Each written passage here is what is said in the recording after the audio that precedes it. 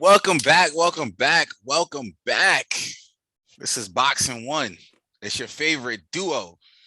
What's up, y'all? Ralph Wright with my co-host, Elise Clyburn. What's up, Ralph? What it do? How you doing? What it do? Bless. I see you with the Cole. No Prize Anthony. Cole, no Anthony. Oh, no Anthony. Cold world. Cold world. How you doing? Pretty good. And yourself? I'm alive, so you know how you like to say it. Blessed and highly favored. I'm about to steal alive. your whole cachet. Yo, I'm alive. I'm blessed. I'm highly favored. Your cachet about to be mine. It's all right. That's what it sounds like. Listen, if we both can be that, I'm cool. For real. Blessings on blessings. So I don't want to copyright. All right. No infringement. So welcome to BoxN1. We already introduced ourselves. This right here is that preview as we start to make it out west. This is that preview for the Southwest Division. The home of the belt, the three-headed Texas monster. It used to be one of the worst road trips that a bad team could take. The home division of the two South Kakalaki boys. Oh yes, it is. Yes, it is. So I'm ready to get into it. Let's get it. But before we start, listen. This is BoxN1. We already told you who we are for the third time, so you know what they say: three's a charm.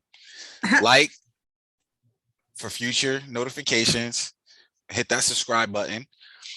Tell a friend to tell a friend, share it, because chances are your favorite basketball player is probably going to repeat this a couple months down the line. 100%. So you can say you heard it here first, or you can say you heard it here second after. I mean, it's totally up to you. We're all humble out here, but it is what it is. Because pride is the devil.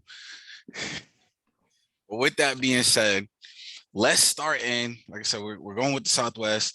We're going to start with Nolans.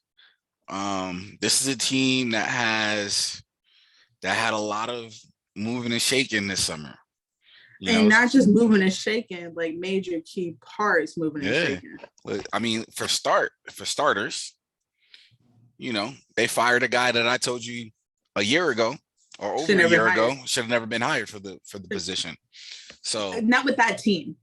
Yeah, there's nothing wrong with Stan. Nothing. But I remember the conversation that we had around the time that he was hired, and I was like, I don't any team like but Stan. Them. I like Stan, but Stan, and when we say Stan Van Gundy, I like Stan Van Gundy. I mean, I think his best years coaching was in Orlando, but that's not. You also fought me during this hire last year, or when we talked about the hire. Because I like Stan. Because I said he's not the right guy for the job. And I was hoping that maybe he could instill some sort of hard work discipline into some of those young guys. But then again, I have to remember these kids are different than the guys Stan coached when he was a head coach. Like these are young kids here he's coaching. So like when we talk about New Orleans, I mean, I think there's 2-3 things we can talk about, in my opinion. Mm-hmm. The first one is, news just came out during press conference. Zion hasn't even started running yet. Have you seen the pictures of him from last year to this year? Mm-hmm. Dude, he's packed on almost 30 pounds. So if he was already at 300 and something pounds, he's 350, close to it, if not 360 right now. And he's not running. What is his timetable? No one knows. If I'm a New Orleans Pelicans fan, I'm actually pissed if I'm a season ticket holder. He looks like a butterball. He looks like a defensive end line, or he looks like a lineman, a defensive lineman. The thing with Zion is he was given the keys. And at the end of the day, as long as his numbers look like they look when he does play, I don't think they care. Yeah. But understand, I mean, I'm under the assumption he doesn't want to be there. I'm under the assumption that he's just waiting for that rookie deal to get over and get on out and make his way out east. It's not that easy, you know. I mean, the reason why I say it's not that easy is because if he becomes a restricted free agent, he can't sign a contract. He needs to sign the qualifier. If he's going to do anything, sign the qualifier and then be a free agent the following year, right? All the qualifier will then do is, help him force a sign and trade, because then that gives New Orleans, now they're on the clock. Yeah. Hey, we're going to lose you for nothing, or we're going to get something out of it. And they already got a ton of picks. So the thing is, the thing is, they're drafting since getting Zion's year, they drafted great, for where they, but it's year 3. So this is make or break for a lot of those guys. Jackson Hayes being one of them, he had one hell of a summer. Yeah. But one hell of a summer, man. But when the story came to the light, things were different. When the story came to the light. So, well, for me, it's one of those things with him. Why were the cops even called in the first place? Why are we putting ourselves in those positions, right? He's young man. He's young and dumb. He's going to learn, right? But for, like you said, a dude who this season can make or break his career, like I would like to not have heard anything, right? Yeah, but there's sometimes we get in situations, or we're put in situations that whether we're right or we're wrong, we unfortunately, like, it happens. And you're talking, he's young. Yeah, he's young. Yeah, he just happens to be 7 feet. So what do you think is gonna happen? And then where it happened, and I don't want to dig too deep in that, but I feel like I don't think that changes the organization's stance on him, and I don't think that changes my stance on him as a player. And still, like, between him and Nickeil Alexander Walker, like, it's a make or break year. Like, they didn't sign Zoe back. Yeah, they traded. My bad. I'm glad you brought up Nickeil Alexander Walker. This is his time to step up. He has to be the one that steps up for them. Like, whenever Zion gets back on the court, he's gonna be a juggernaut, physically, especially now with him, Zion. He's gonna be a juggernaut. Hopefully, yeah. Yeah, hopefully. But, like, this is the time for Nickeil to step up, and with them not signing Lonzo and getting Graham isn't Zoe. They still don't have someone to set other people up. You just got rid of one of the best passers in the league. We talked about him at extent. Yeah, one of the most unselfish guys, and then, like, my thing is this: Zion missing a substantial amount of time is only huge because they have a new coach. Correct. In Willie Green, which means they have a new system, which means there's a lot of minor and small things and small details that now it's like those minor things are major over time. BI, this is BI's team. I don't care what anybody says right now. Oh no, this is BI. This is BI's team. As long as Zion's out, I see BI hovering anywhere between 25 and 30 points a game. If he can get closer to 30, that's gonna be awesome. That's the only way they win. Yeah. Like, he has to be around there. I expect, as much as I like Nickeil, and we've talked about this, on Twitter, like, Nickeil's cool. He's not Zion, right? He's not Zion. You had Eric Bledsoe, who was your other guard last year. You bring back Josh Hart, or is he starting? Because you paid him. He's not. Right? So now it's like, all right, so what are you going to do? He's their sixth man. I don't see why. Okay, yeah. So you're starting Devontae and you're starting Nickeil, and then you still got Kyra Lewis on the bench that you drafted 2 years ago, who actually isn't bad. They love. Organization loves. Okay. So I'm like, all right, well, organization said they love Zoe too. They let him roll. Organization loves Nickeil. All right, cool. It's your chance, but just know you got dude on your heels. Yep. BI, I see BI as the main facilitator. Sure. At this stage, BI goes back to having the ball in his hands. Without Zion. Brandon Ingram, he won most improved, correct? 2 years ago, yes. But why was that? The ball was in his hands. Was the ball in his hands, or was Zoe still dishing it out? Oh, Zoe. It was definitely Zoe. You know what I'm saying? So like, he was able to focus on scoring. BI was actually able to focus on scoring. But Zoe missed games too, which put the ball in Zoe and BI's hands more. So like, because before it was Frank, I forgot their coach before Stan. I forgot his name, but the dude from he was with the Golden State Warriors. He put because he believed in that same up and done gun, you know. To me, one of New Orleans' biggest losses is Steve Adams. Oh, for sure. For sure. I have that down, you know, for a team we're going to talk about later in this. That was the biggest pickup that Memphis could have done, you know. It's putting, you know, the moves that New Orleans made. If I'm Zion, none of these moves make me happy. Even if I'm Brandon Ingram, none of these moves make me happy for the future. What is this organization doing? You know? I think this organization is trying to make a play for that top 5 pick. They need to. They need to, because this is the year to do it. Because it looks like they're going to be losing their number 1 pick, so they need to get a top 5 pick in this draft. This is draft to do it. This is the year to do it, but my thing is that's contingent on their success hangs on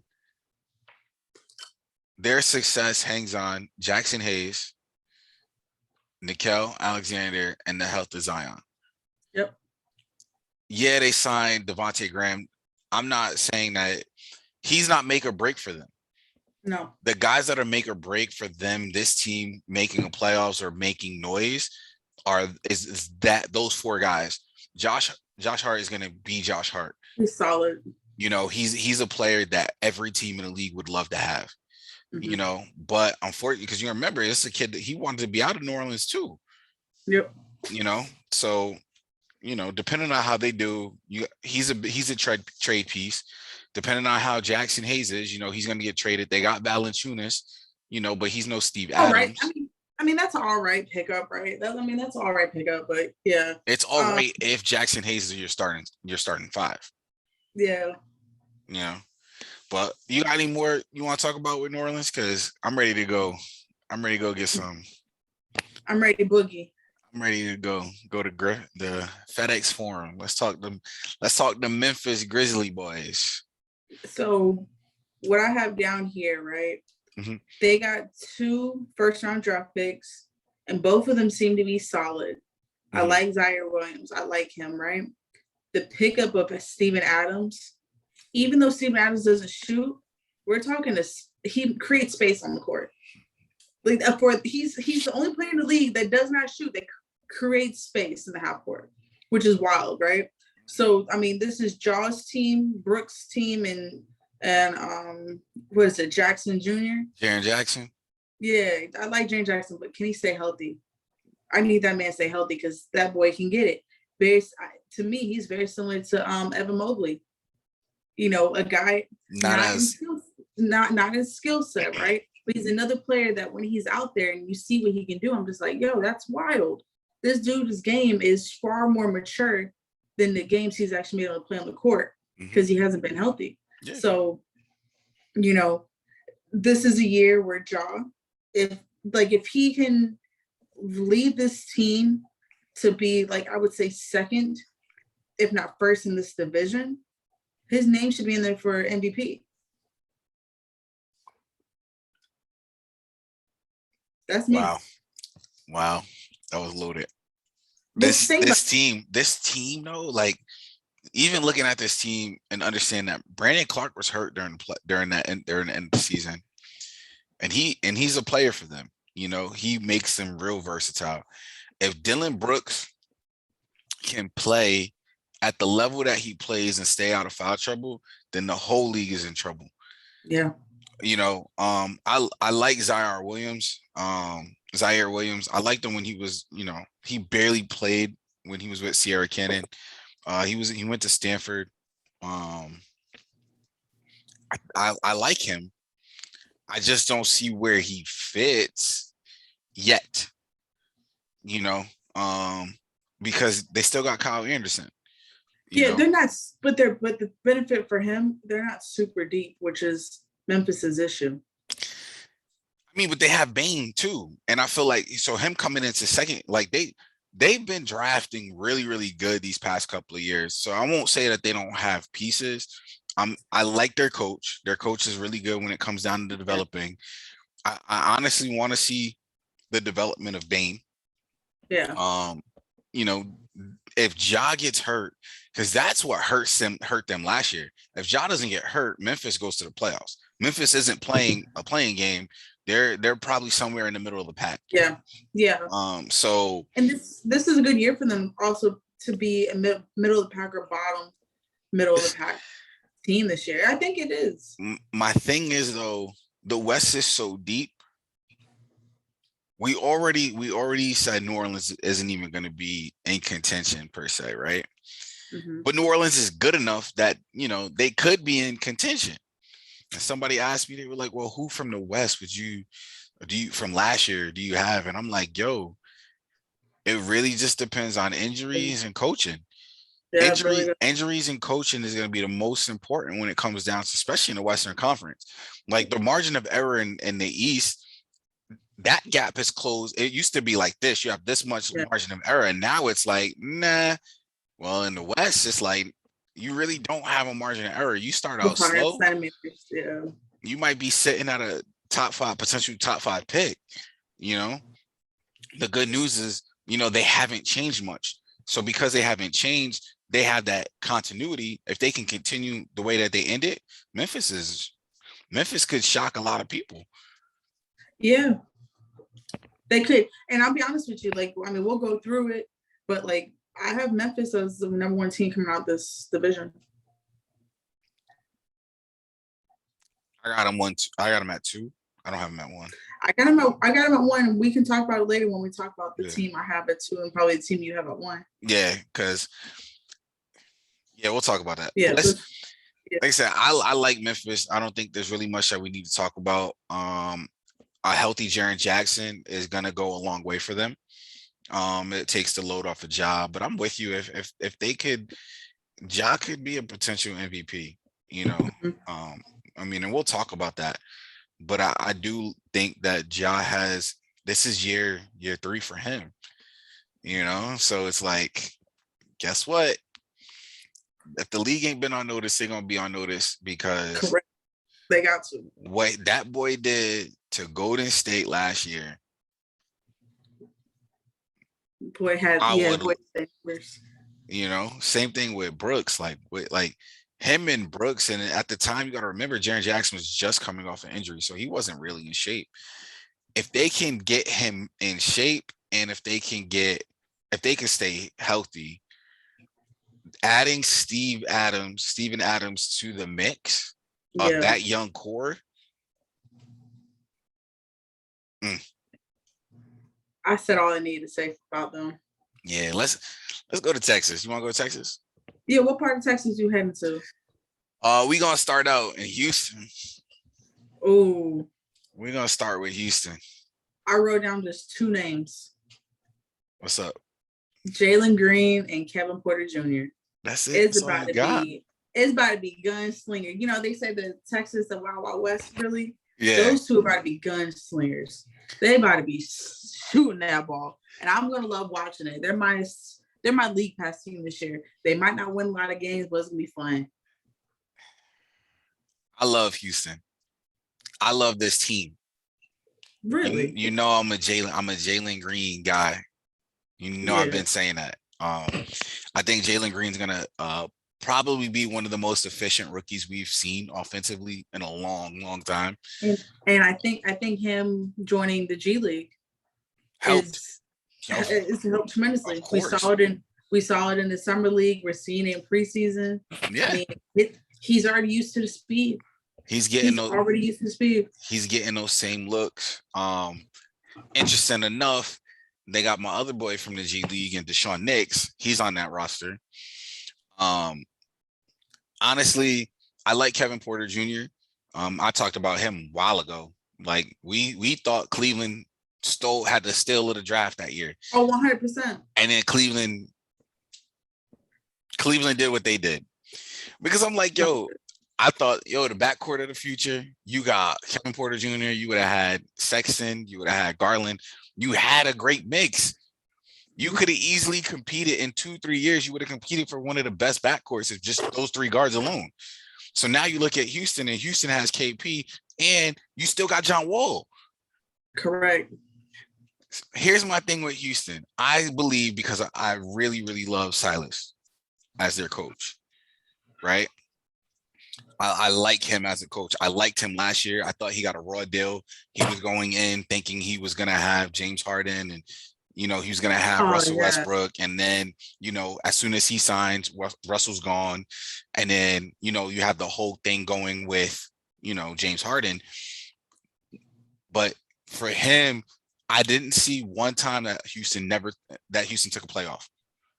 No, they played last year. They played hard. The team that they had, they played very hard. And now you're adding in another guy.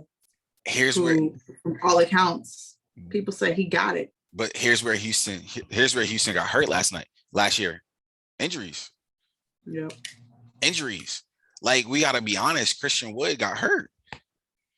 He missed a good chunk of the season, and then, and then they did what they did with Cousins, with Boogie, and, it was either there or there, but they still got Gordon, right? They still got Eric Gordon. Mm-hmm. They got DJ Augustine, your boy. He's solid, man. I mean, I saw them play the other day. Some play the other night, and I'm just impressed with the two guys I named. They might Kevin Porter Jr. and Jalen Green. They're in contention for one of the best young cores, because they're rookies. I think they hit on all their rookies this year. Yeah, they drafted very well. I mean, they drafted very well. They had a lot of picks to do so. Putting Josh Christopher and Jalen Green together. They're friends. They can play together. They've played together before. So, it's going to ease his development. I love that, even though they're not playing John Wall's not that. He's not being that vet where, he's being selfish. He's showing up every day. I think he knows. I think he's learning from where his buddy Boogie learned a little later in his career. Mm-hmm. Hey, man, you're a veteran now. This is your role. You no longer can be the headline to showcase. You're going to have similar to almost like a Rondo. What Gil did to John Wall when John Wall was drafted. Gilbert Arenas did the same thing. He's like, nah, it's your team. And then they eventually traded Gil. But Gil bought into, hey, listen, you're not the number one pick for no reason. And I feel like my thing is this: whether you start him or not, I feel like if I'm Houston, I would play him. Why? Because they play John Wall. This team is a playoff team. I don't know about that. And I like John Wall. I don't know about that, sir. I'm not saying you're wrong. I just don't know about that. With the vets that they have and the skill of the young guys that they have, honestly, if this team fights every night, comes and plays, you have Christian Wood, who's a borderline all-star, right? Yeah. He's top 10 in his position. Yeah. You bring in John Wall. John Wall can pass. John Wall plays D, and he can facilitate. Have him help groom these young boys. And now you have because he always plays hard. You ain't never heard somebody say John Wall doesn't play hard. He doesn't take plays off. So, if that's the person I want to lean on, and then you still got Eric Gordon, who's a sniper. You still got vets that can get it done. Mix them with the young dudes that you have. You could shock a lot of people. Houston wins more games than people expect this year. That's all I'm saying. Yeah, I'm probably not against that at all. I'm ready to move north though. Or are we moving out west? Let's do the black and silver. Ooh, side note. Houston did sign Daniel Theis too. Okay. So they got bodies, they got guys that have won in the league. They got guys that can perform. So I'm not gonna sit here and say that they won't win, because they could. I don't think they're gonna be the worst team in the league. Oh, they're definitely not. They're not going to be fighting for the number 1 pick. I'll tell you that. Let's go to the black and silver. Okay. Let's talk them dudes. Okay. I mean, you want me to start or what? I can start. This is a completely different team. They have lost 7 guys who were there for more than 2-3 seasons, and they just brought in 7 brand new guys. This is DeJounte Murray's team. Is it, or is it Clinton Johnson? I mean, I guess it can be Clinton Johnson, but when we're talking about this is a point guard driven league, right? Mm-hmm. This is his team. The team's going to go how he goes. I mean, we'll talk about it later, but this possibly could be a most improved candidate, depending on where this team lands. With 7 new people, you just lost 7 people. You're going to be now the absolute primary ball handler. Interesting, because my thing is this: you lose DeMar DeRozan, you lose Rudy Gay. Yep. And you lose Patty, right? And at one point last year, you let go of LaMarcus Aldridge. So what's going on? So, I mean, but it's a changing of the guard, and it's completely understandable because aside from Patty Mills, them other dudes ain't grow up in the San Antonio system. They weren't drafted by San Antonio. So now San Antonio has guys that they drafted. They signed Zach Collins, which to me was a surprise, but not a surprise, because how ironic is the Spurs pick up another big man from Portland that has the same similar skill set? Yeah. But his problem is injuries. I mean, I told my friend who's a Portland fan, I said, listen, if Zach Collins plays this season healthy, if I'm Portland, the first time I see him when the season is over, I'm stealing on him. He hasn't been healthy in Portland for 3 years. And this is the guy that was supposed to be their 3rd best player. Yeah. You know, so if he steps up and he plays to the talent and the expectations of his talent, you're looking at a potential all-star, at that 4th position. And then Clinton just comes off of the USA, which is huge. Who's the coach for the USA team? Papa. So I'm saying this is, as much as I like Devontae Murray, and I like Devontae. Like, yeah. I've always been. I mean, there's not too many point guards in this league that I don't like. I like his skill set. This is his year. Yeah. He's been averaging under 30 minutes a game pretty much his whole career, and I think. Yeah. We talked about that, like what happens when he gets more minutes. We're gonna see. They still have Vassell that they drafted last year. I'm not too high on him personally. I'm not. But you have to look at. But then again, you had the other guards who were playing ahead of him. So I mean, all these guys can play. All these guys can move. You have to look at their development system later, like their rookies don't really bang rookie year. But that 2nd, 3rd, 4th year, it's like, oh, where did that guy come from? And then they still in the league 7 years later. Yeah, because you got Lonnie Walker. Like, he's another one. Like, he's one of those I expect to show up and show out this year. If healthy. Did he sign another deal? I'm not 100% sure. Yeah, he's on his rookie contract. So let's just say this might be a contract year for him.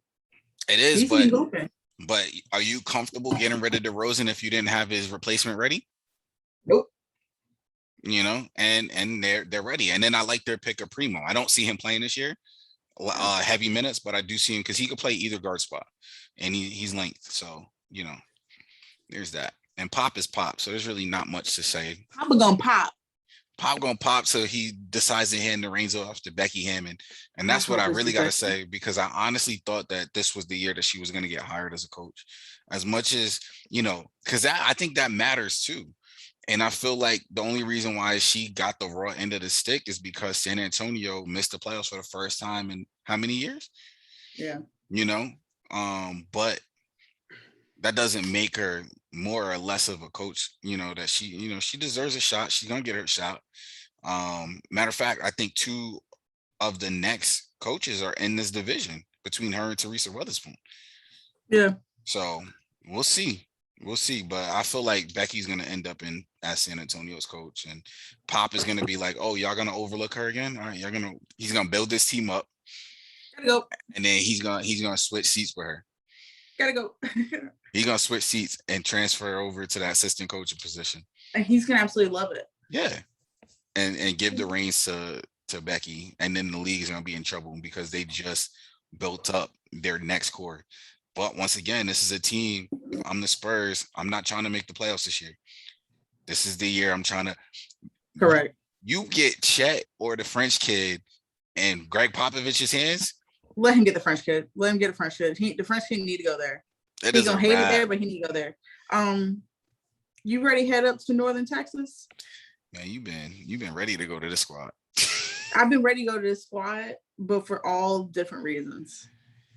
Yo, let's talk the Mavs. I'm gonna let you go first. Oh man, a lot happened in Dallas. A lot is still going on in Dallas. Yes, there's so much going on in Dallas. Dallas, they signed. Rick Carlisle agreed to separate, with the Mavericks. Separate. He said, "I'm done. Gotta go. Y'all have a good time. I'm not coaching no more." We know. A couple weeks later. Nah. We know. He wasn't banging with Luka like that. Correct. We know that. Like, which says a lot. Like, we're talking about probably a future Hall of Famer coach, right? In a players' league, though, think about it. Look what happened to Jerry Sloan. Nobody's safe. No coach is safe. The Lakers picked Kobe over Phil Jackson. Listen, that's okay, right? But you're talking about a different organization where the owner is very active. The owner is very much into relationships. The owner, like Mark Cuban's taking care of people, right? Like if you do well by him, he takes care of you. Rick Carlisle was his man. Yeah, Mark Cuban didn't want his guy to go nowhere. He did not want that to happen. He didn't. But at the same time, choices have to be made. This is just like Shark Tank. Choices have to be made. You got to run the numbers and you got to see if this player is not buying into this coach's system, it doesn't matter. You're not going to win. No. You're not going to win. Listen, this is my theory. This wasn't a discussion.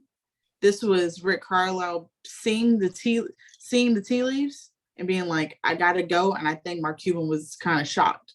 I think it was kind of a shock because they didn't hire the new coach right away. They did an actual coaching search. They kind of took their time. You even had what's his name? You even had Luka talking about the coach that got hired by the Magic, Mosley. Oh man, Mosley he has what it takes to be a head coach. Yeah, this guy head coach. Luka was lobbying while in season. Luka was lobbying his people, and that's so like you got to understand that, right? Luka lobbying his people, and there's a reason why Mosley still left. Listen, there's a reason why Mosley still left. There's a reason why Mosley is not the head coach of Dallas. There's something going on there, dog. But that all came after he signed to Orlando already. So let's call a spade a spade. They probably try to get him. And, Orlando is he looked at Orlando, he started building those relationships as soon as he got hired. So, looking at Carlisle, like Carlisle was like, look, bro, I think he was just done with Luka. I think KP was done with Luka because I think he is. Because at the end of the day, like, unless the conversation was had behind closed doors between Mark Cuban and Luka, I'm like, yo, you trying to win a championship, you can't do it all alone. Like, I've had this conversation with my boy with Pounds, and like I said, we're gonna bring him up in a couple of episodes, but like me and him was talking, and I was like, man, this is why Trey's better than Luka. He said, why? I said, look at Trey's assists. I said, look at Trey's assists with Trey. I said, look at Trey's assists and then look at his teammates' field goal percentage. I said, Trey creates high percentage shots. Hold on. Let's say this. Luka was up for MVP of the year, right? Mm-hmm. Wasn't he even up for that as a rookie, low key? People were talking about that. Like, man, he's a rookie. He probably could win MVP if they win up games. You know the writing. You know how the writings go. I know. But listen, there were a lot of good free agents on the market this year. Who signed with Dallas? They didn't need to. They got Frank. They got Frank. They got Frankie Smokes. You're right. They got Frankie Smokes, right? You know, so like these are things that I think people need to look at. But like, they made good trades. They made good trades. So they made good trades because they had to make the trades because this Dallas, even though Dallas is a dope city, you got the unicorn who's gonna play when he's healthy. He's gonna play some defense. Guy can space the floor. You got arguably the next passing of the torch to the NBA. I mean, Michael Jordan signed him because he thinks this guy is going to lead my. He signed Zion too, level. But okay. But like and Tatum, but okay. But listen, you have this once in a generational player. I wasn't on board with Luka when he first came to the league.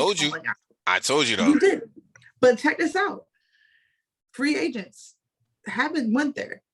Porzingis was was he a free agent? Or was he traded? Nah, he wanted to get traded there. He wanted to.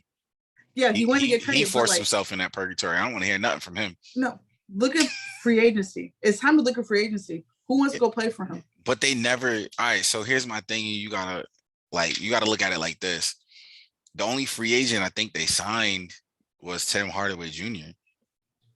recently. Like they got other guys, like small guys. They made great trades though. Like Dallas trading for Moses Brown is huge. Yeah, I like Moses Brown with them because although he's not overly athletic, Luka, when he first got in the league, he was throwing mad lobs. We ain't seen Luka throw a lob in almost 2 seasons. Right? And preseason, I watched how he worked with Moses Brown. I really liked it. Mm. Jason Kidd is taking the ball out of Luka's hands, something that I've talked about. Hold on. We haven't even gotten there. No, I know, but we're gonna get there. We're gonna get there. But I'm just saying, like Jason Kidd has taken the ball out of Luka's hands a little bit more. I told you a long time ago that the only player I've ever seen Luka, give the ball, the predominant ball handling responsibilities and the point guard responsibilities to was Jalen Brunson. So he's healthy now. He wasn't healthy in the bubble. And then, we're looking at year 2 of Josh Green. Like I expect for him to play a major role in what this team does in the future. And especially I don't know. Jalen Green's your boy. What you mean you don't know? I like Jalen Green. No. I like Jalen Green. But when you bring in Sterling Brown, you sign Reggie Bullock in free agency. It's not going to stop the fact that Jalen Green is getting a call. You can sign all the vets. That doesn't matter. Like, let's be honest. Outside of the Knicks, who did Bullock really get minutes for? No. You have to look at how Jason Kidd has coached before in the past. Yes, but you also you have to look at he's been real intentional with Jalen Green this preseason. He's real intentional with Jalen Green because guess what? That's their next guy. I like Jalen Green. All right. Jalen Green is a guy that we talked about. He falls in a deep draft. He's a lottery pick in any other draft. This is a dude that like as an Orlando Magic fan that you are, you wanted them to draft him in a lottery pick. Dude, I'm telling you, all these teams I wrote an article with 7 dudes the Magic should look at. But he was definitely one of them. But understand, and I'm saying this like this, right? Understand that talent doesn't diminish because you just bring in Sterling Brown. Sterling Brown sat on he wasn't a key player for Milwaukee Bucks, right? His job is to be a body and be an energy guy. You're not looking at Sterling Brown to put buckets up. You're not looking. It has nothing to do. It has nothing to do with that, dude. It has everything to do with Luka and Jason Kidd. I'm telling you right now, I promise you that Jalen Green is going to play. What was Jason's Kidd role with the Lakers? He was assistant coach. And what was his duties? Because they never talk about it. With most other coaches, they say, "Yeah, man, he's X's and O's, he's defense." He was the offensive coach for the Lakers. Now you was a Lakers fan.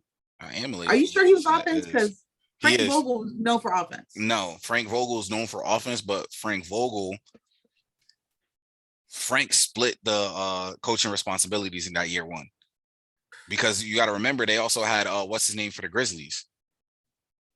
Listen, dude. I'm telling you, and the Lakers, and you got to understand, if Frank Vogel didn't win that championship, Jason Kidd would have been the coach for the Lakers last year. Dude, Rick Carlisle is a really good X's and O's offensive coach. Luka didn't buy into him. Let's see how Luka buys into Jason Kidd. It's different because understand Jason Kidd was a player. Jason Kidd is a playing Hall of Fame. Because not to say that Rick Carlisle's not a player, but one of those guys Luka seen play and played against. One of those guys Luka never seen. He just watched him coach. And my thing is this: forget that. You already seen this man beat LeBron James in the championship, right? With Dirk on his last leg. Why not? And I get it. They didn't have bodies. And they gotta clear out a lot in that locker room.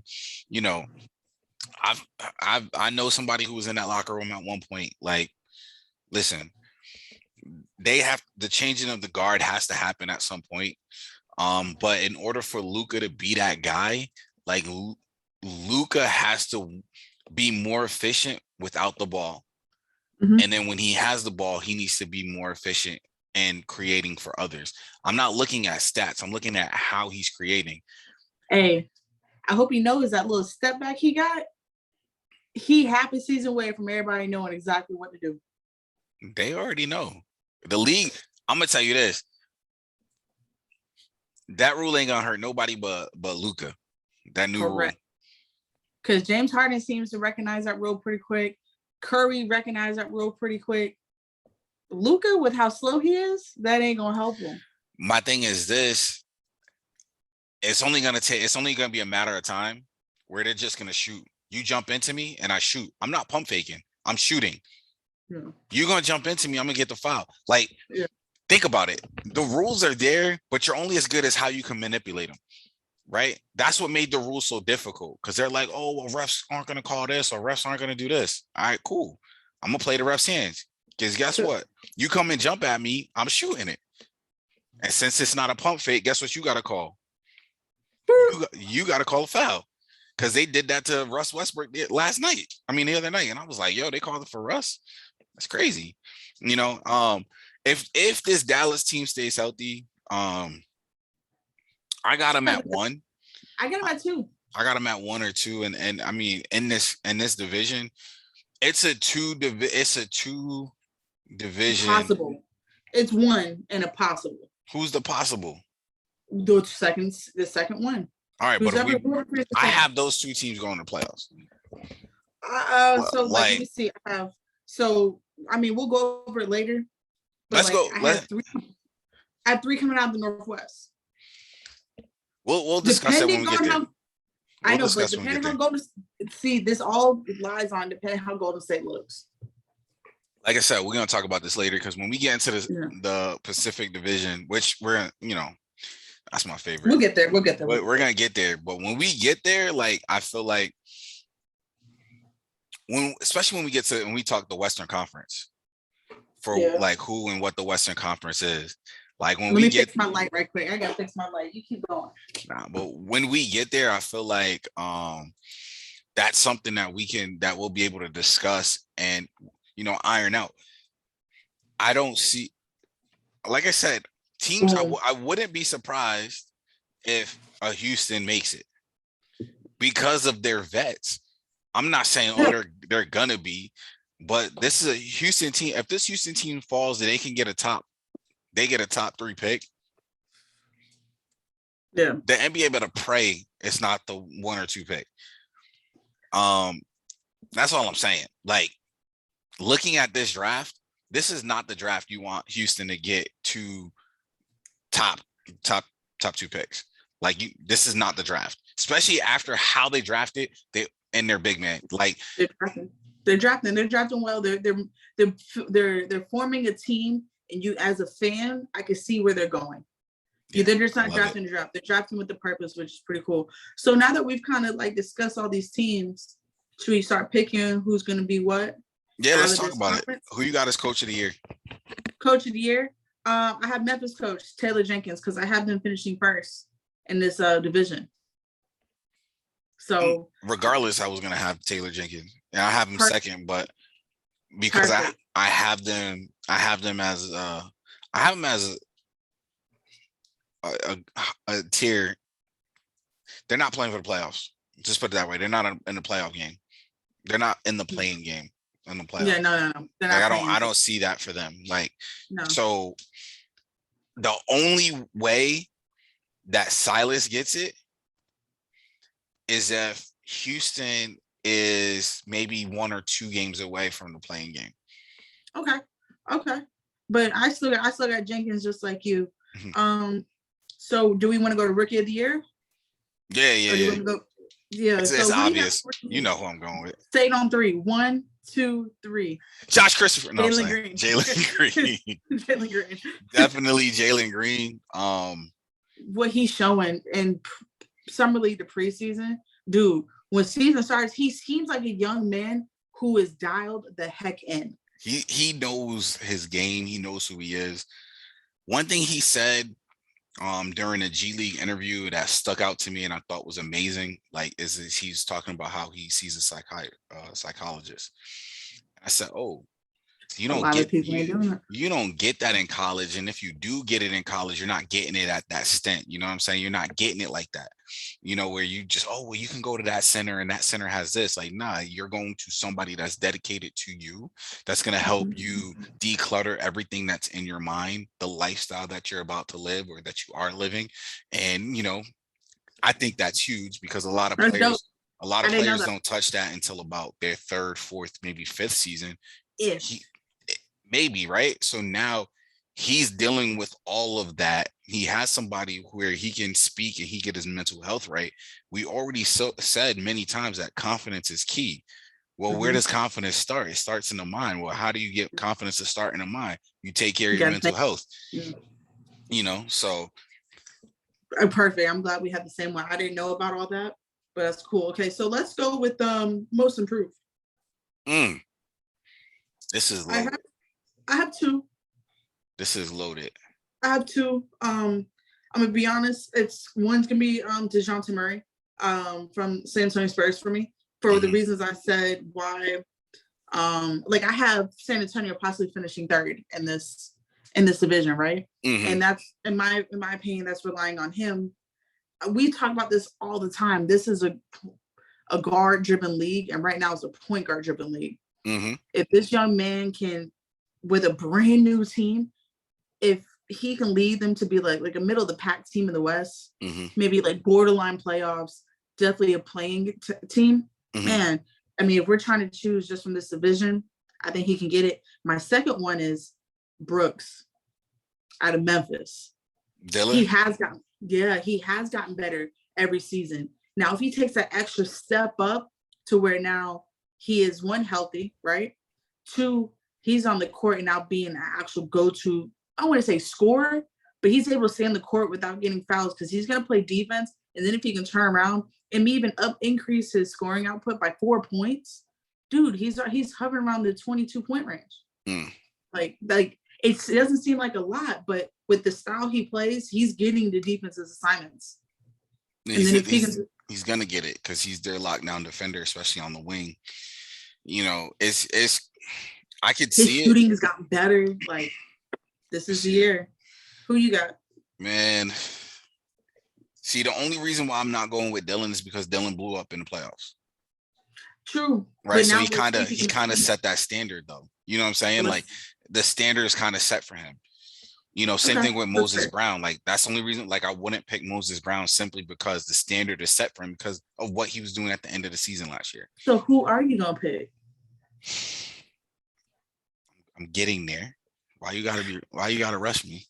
There's another reason. This is also why I'm not picking Kevin Porter Jr. Because of what he was able to do last year. He made Victor Oladipo expendable. Hola, so, Oladipo. They were able to trade him. He was able to trade Oladipo. So, honestly, I have a guy from Memphis, but it's not Brooks.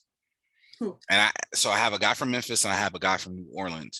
I don't have anybody from San Antonio only because, I feel like all of them, everybody knows about them, and their chances of improving is really going to be based on, or getting most improved is going to be based on wins.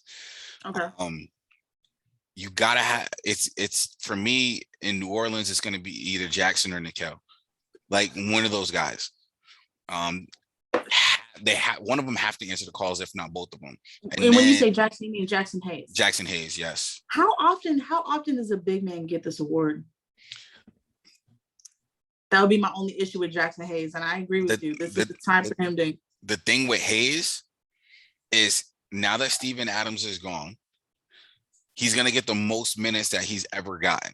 This is year 3. This is an important year. If his rebounds go up and if he can average 10 rebounds a game and probably anywhere between 10 to 12 points a game and maybe a block or two, you're looking at, especially if he can shoot about 60% from the field, there's no doubt in my mind. And that helps them win. That helps New Orleans now become not just a playing team, but they're looking at being in the middle of the pack come playoff time. You get what I'm saying?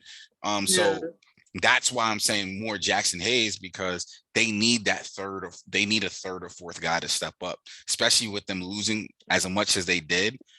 Nickel, we expect for him to go off because he's gone off before in the past, but we haven't had any big real games or anything like that from Jackson Hayes. Yeah. And then the guy that I'm looking at in Memphis is Desmond Bane.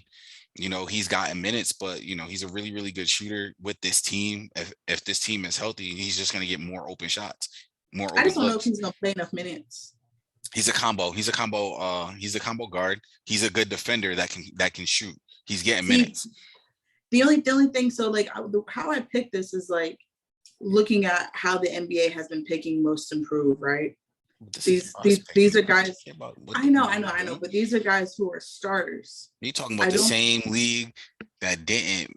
Never mind. That didn't give Trae Young an award. All right. That's fair. After he averaged 29 and 9 or something like that. Come on, we not doing that. So now for MVP, who you got? That's tough, but I'm gonna roll with Ja. Okay, so I have Ja or Luka because Luka's gonna put up the points, right? He can put up numbers, but I got Ja, and I think I said this during the Memphis breakdown. Mm-hmm. If Ja can get this team to not be a playing team, but just an actual and not a play-in team, but a playoff team. Yeah, dude, he's in discussion. He has to be.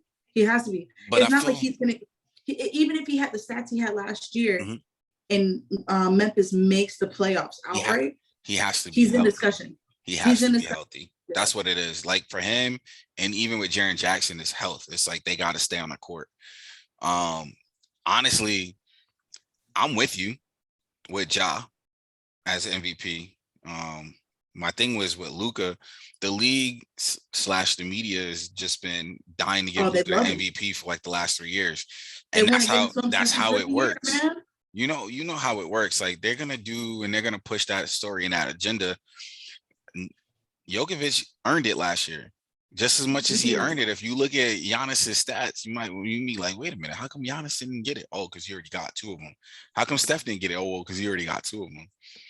Why didn't Kobe? How come LeBron didn't get it every single year? One of Kobe's is at Steve Nash's house, which makes no sense, but it's okay. He scored 81 points and don't get an MVP. Makes no sense. Scored 60 as well that season. 63 on Dallas in 3 quarters. Hey, we can't make this stuff up. He was beating Dallas 63 to like 61 by himself. It makes no sense. And Phil said, "You're done for the night." I was so pissed. I was watching that game. I'm gonna end this one like this. This Southwest Division, I'm gonna have a lot of league pass games on this one. Like in this division. Some of the other divisions, like the Northwest Division, could care less about personally. The Pacific Division, they're gonna be on TV so much. I'm gonna catch the highlights. But this Southwest Division, I'm watching league pass games. They got young players I like. This Southwest Division is stacked with a lot of youth. A lot of the future. And when we talked about it, we said, hey, this is when we're looking at the disparity. There's not a big drip from the veteran superstars and those up and coming young guys that are really nice. Like it's an even playing field, like to the point where they might have to do 4 all-star teams. Something gotta happen, man. They gotta bring on one more, all NBA team in a couple years. Do an all-star tournament. Do whatever you gotta do. Get the top 48 all-stars, because but nah, we good. Listen, thank you guys for listening to us, for spending some time with us. It's always greatly appreciated. Check some of our past episodes that we have up. We talked about Ben Simmons and Joel Embiid like a year ago, so it's somewhere in the archives if you really want to check it out. It's in there. It's there. Like there's a lot of stuff that we talked about. We're gonna continue with these previews, and then so like I said, we're just wrapping up the preview for the Southwest Division. Be on the lookout for the rest of our previews. Like, share, comment, subscribe, do it all. Put the whole works in. Leave us a message or two. Matter of fact, you can follow Elise on Twitter. Hit me up, man. I like tweeting. She like to argue. She like to argue. So if you want to argue and troll, you can troll her magic. You can do it all. Listen, I'm gonna let y'all know this right now. If y'all want to hit me up on Twitter, I'm always a good Twitter talk. So let's go. Assist by E. The Assist by E. That's her handle. Once again, thank you for your time. Until next time, y'all continue to be good and continue to walk in your greatness. Be easy, y'all. The hard way.